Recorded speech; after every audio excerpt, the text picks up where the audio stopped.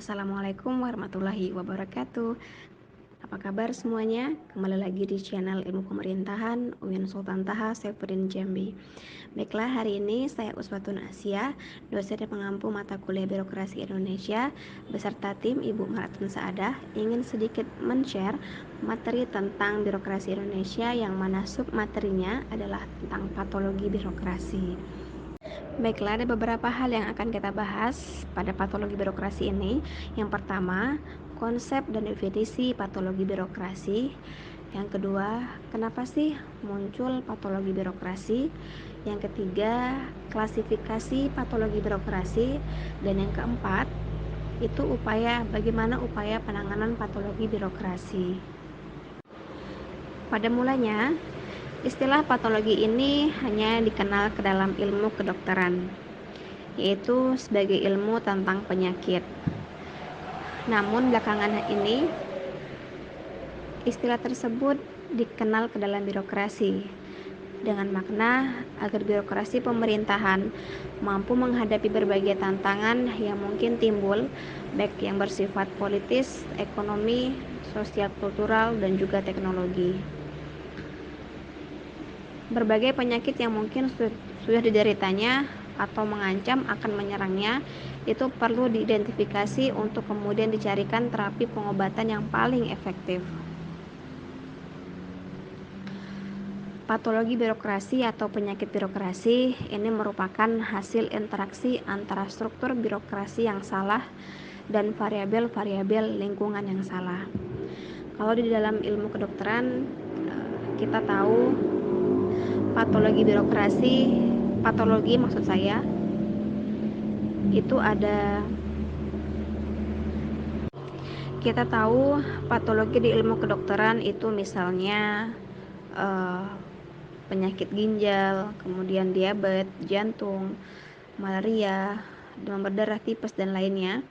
Tetapi kalau patologi di birokrasi ini ada yang namanya korupsi, kolusi, nepotisme, kemudian bertele-tele, tidak sesuai dengan prosedur, memakan biaya yang sangat banyak, dan masih banyak penyakit-penyakit yang mampu mengganggu kinerja dari sebuah birokrasi. Kita tahu penyakit di bidang kesehatan ketika lambat diidentifikasi itu akan menyerang kinerja tubuh yang lainnya. Misalnya organ ginjal sakit, organ ginjal rusak. Kita tahu ginjal fungsinya menyaring darah. Ketika ginjal rusak, artinya ia tidak mampu menyaring darah sehingga mengakibatkan darah menjadi kotor. Ketika darah kotor, muncullah penyakit-penyakit lain seperti diabetes gitu kan, karena ketidakmampuan ginjal dalam menyaring darah tersebut. Nah, dan selain diabetes juga akan muncul penyakit-penyakit yang lainnya. Begitu juga dengan patologi birokrasi. Ketika sebuah penyakit di dalam sistem birokrasi ini tidak mampu diidentifikasi, biarpun sifatnya masih patologi sifatnya kecil, tapi ketika lambat ditangani akan mengganggu sistem kinerja yang lainnya. Ketika di sebuah institusi sudah mengalami penyakit birokrasi, misalnya korupsi, nah korupsi itu sudah sangat jelas akan mengganggu kinerja bagian-bagian di dalam sebuah birokrasi tersebut. Baiklah, yang pertama tentang konsep dari patologi birokrasi. Patologi birokrasi itu merupakan sebuah penyakit yang menggerogoti sendi-sendi kehidupan dalam birokrasi. Penyakit ini bukan sesuatu yang datang secara tiba-tiba, tetapi sudah ada dan terpelihara sejak lama. Birokrasi sudah terbiasa menjadi simbol kemakmuran dan kerajaan bagi aparatnya untuk mendapatkan pelayanan dari masyarakat. Kultur pangreh raja atau rakyat mengabdi kepada pemerintahan atau raja itu sudah ada dan bersemayam di birokrasi zaman kerajaan-kerajaan Nusantara. Dan birokrasi yang diciptakan itu tujuannya untuk melayani penguasa dan sudah terjadi sejak zaman penjajahan Belanda sampai dengan sekarang. Lalu mengapa patologi birokrasi itu bisa muncul? Patologi birokrasi muncul itu dikarenakan adanya hubungan antar variabel pada struktur birokrasi yang terlalu berlebihan seperti rantai hierarki panjang, spesialisasi, formalisasi, dan kinerja birokrasi yang tidak linear. Ada beberapa macam patologi birokrasi. Pertama, paternalistik, yaitu atasan bagaikan seorang raja yang wajib dipatuhi dan dihormati, diperlakukan secara spesial, tidak ada kontrol yang secara ketat, dan pegawai bawahan pun tidak memiliki tekad untuk mengkritik apa saja yang telah dilakukan oleh atasannya. Hal tersebut menjadikan pelayanan publik menjadi kurang maksimal dikarenakan sikap bawahan yang terlalu berlebihan terhadap atasannya, sehingga birokrasi cenderung mengabaikan apa yang menjadi kepentingan masyarakat sebagai warga negara yang wajib menerima layanan sebaik mungkin. Yang kedua, pembengkakan anggaran.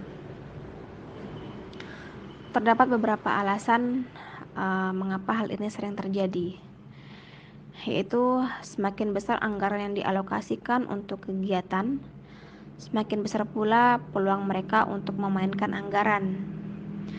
Tidak adanya kejelasan antara biaya dan pendapatan dalam birokrasi publik.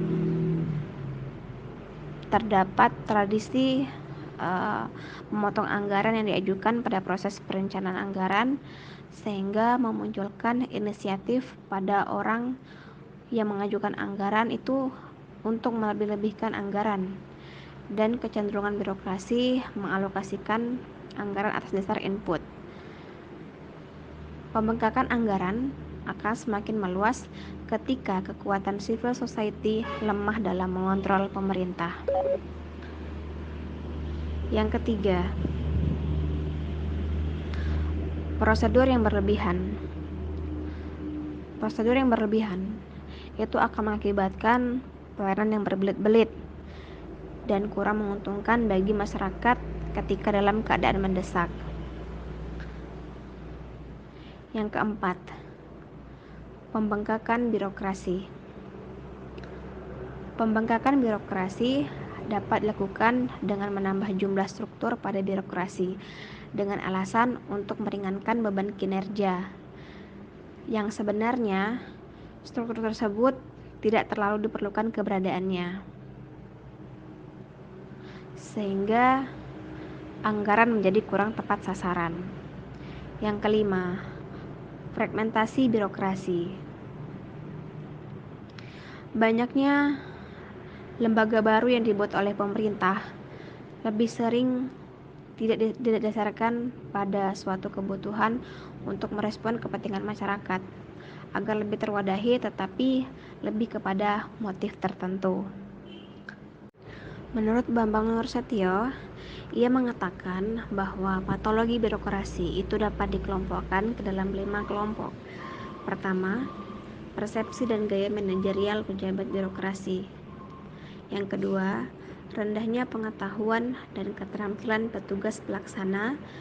Ketiga, perilaku birokrasi yang melanggar hukum. Yang keempat, perilaku birokrasi yang bersifat disfungsi atau negatif. Dan yang terakhir, patologi birokrasi itu disebabkan karena situasi internal institusi atau birokrasi. Bagaimana sih upaya dalam mengatasi patologi birokrasi? Jadi sebenarnya kehadiran birokrasi itu diharapkan dapat mewujudkan suatu tatanan pemerintahan yang mampu menumbuhkan kepercayaan publik. Karena bagaimanapun pada akhirnya pelayanan publik dari suatu pemerintahan adalah terciptanya kepercayaan publik. Birokrasi itu tidak hanya sekedar melaksanakan kekuasaan saja, tetapi juga memiliki tujuan moral, yaitu sebuah birokrasi yang menghargai hak-hak masyarakatnya. Jadi dalam upaya mengatasi patologi birokrasi, kalau menurut pepatah Arab mengatakan likulli da'in daun, yaitu setiap penyakit pasti ada obatnya. Begitu juga dengan hal patologi birokrasi, pasti ada obatnya. meskipun tak semujarab obat flu atau pilek yang sering dikonsumsi oleh masyarakat pada umumnya. Jadi ada beberapa upaya yang dilakukan untuk mengatasi masalah patologi birokrasi ini. Pertama, jika dalam hubungan dengan berpola patron klien itu kan tidak memiliki standar pelayanan yang jelas dan juga sudah pasti tidak kreatif, maka hal yang harus dilakukan adalah perlu membuat peraturan perundang-undangan pelayanan publik yang tetap memihak kepada publik. Yang kedua, ketika dalam hubungan dengan struktur yang gemuk dan juga kinerja yang belit, maka hal yang perlu dilakukan adalah restrukturisasi birokrasi pelayanan publik. Yang ketiga, untuk mengatasi patologi birokrasi seperti korupsi, kolusi, nepotisme, diharapkan pemerintah itu mampu menetapkan peraturan perundang-undangan di bidang IT sebagai bagian pengembangan dan pemetaan government, agar penyelenggaraan pelayanan publik terdapat transparansi dan juga saling kontrol. Yang keempat, setiap daerah, provinsi, dan kabupaten itu dituntut membuat perda yang jelas, mengatur secara seimbang hak dan kewajiban dari penyelenggaraan dan penggunaan pelayanan publik. Yang kelima, setiap daerah itu diperlukan lembaga ombudsman. Lembaga ini bisa berfungsi mendudukkan warga kepada pelayanan yang prima. Ombudsman harus diberikan kewenangan yang memadai untuk melaksanakan investigasi dan mencari penyelesaian yang adil terhadap perselisihan antara pengguna jasa dan penyelenggara dalam proses pelayanan publik. Yang terakhir, peran kualitas sumber daya aparatur negara sangat mempengaruhi kualitas pelayanan.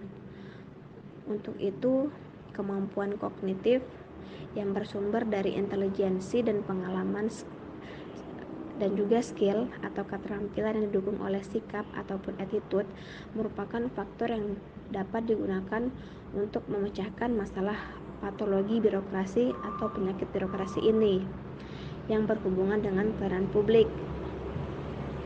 Untuk itu, pelatihan diharapkan mampu menjadi program yang berkelanjutan agar sumber daya aparatur memiliki kecerdasan intelektual, emosional, dan spiritual sebagai landasan dalam pelayanan publik. Oke, mungkin cukup sekian penjelasan tentang patologi birokrasi.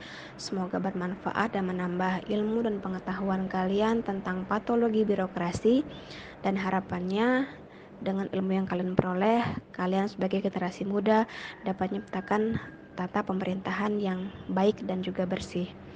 Dan oleh karena itu, saya akhiri dengan wassalamualaikum warahmatullahi wabarakatuh.